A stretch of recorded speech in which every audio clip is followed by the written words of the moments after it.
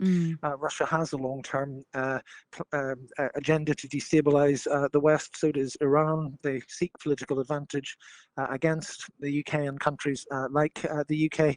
And this type of, if you like, information contest, it's not really war in that sense. No one's getting physically hurt in the way that obviously people are in huge numbers horrifically in Ukraine. And this will be with us for years to come.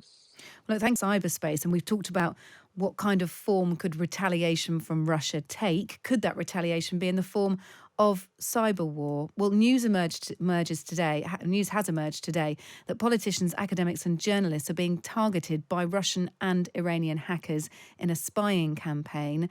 This is according to GCHQ, the intelligence agency. Individuals have been warned to be vigilant as two hacking networks conduct sophisticated spear phishing campaigns to obtain passwords and usernames. Well, joining me now, I know a man who knows his way around cyberspace as well as the corridors of GCHQ is Kieran Martin, who is a professor of practice at Blavatnik School and a former founding head of the National Cyber Security Centre. Great to speak to you, Kieran. Thank you for having me. Good evening. First things first, I'm going to need your expertise to explain what spear phishing is, please.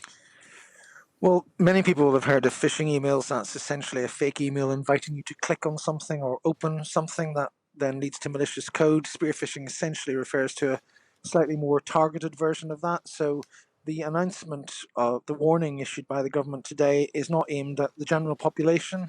It's aimed at people who might reasonably think the Russians or the Iranian state might have an interest in spying on them and leaking their information. So as you said, politicians, journalists, and so forth. And this particular type of relatively sophisticated spear phishing isn't just, oh, you click on this link to claim a free offer or a tax refund. They would go to things possibly like LinkedIn or other social media. They'd find out who you might know. They might do a mock-up of a message from a name you might recognize. And they might actually wait 4 or 5 goes to lure you into a trusting electronic relationship, as we all got more used to over the pandemic.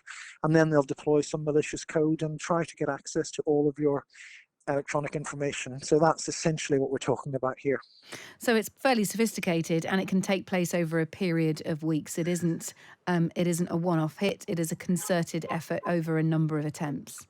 That's right. So cyber criminals, and there are a lot of those in Russia as well, will just potentially send out one email or link to hundreds of thousands of people, and if they get a 1% or 0.1% click rate, that might be good enough to steal some money or data.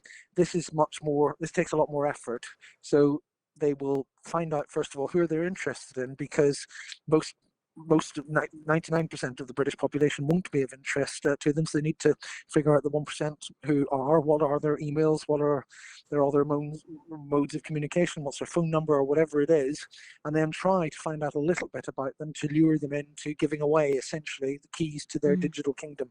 And, based on your experience as a former head of the National Cyber Security Centre, will this be happening right now with regards to cyber warfare from Russia? Will people be being targeted? We won't know who they are, of course, we won't know these specifics, but will there be cases of this happening already in terms of the war?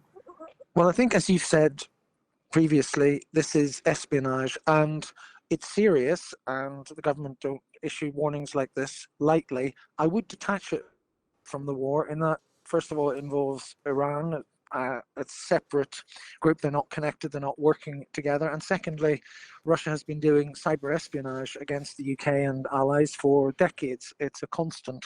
They seek information for strategic advantage, and they also, as we saw in the United States all the way back in 2016, they seek to manipulate information flows and leak information and alter information in order to sow political discontent. So I'm not softening the impact of it, but I think we have to be sort of accurate about the different types of risks.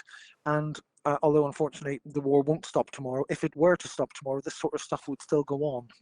Russia has a long-term agenda to destabilize the West. So does Iran. They seek political advantage against the UK and countries like the UK.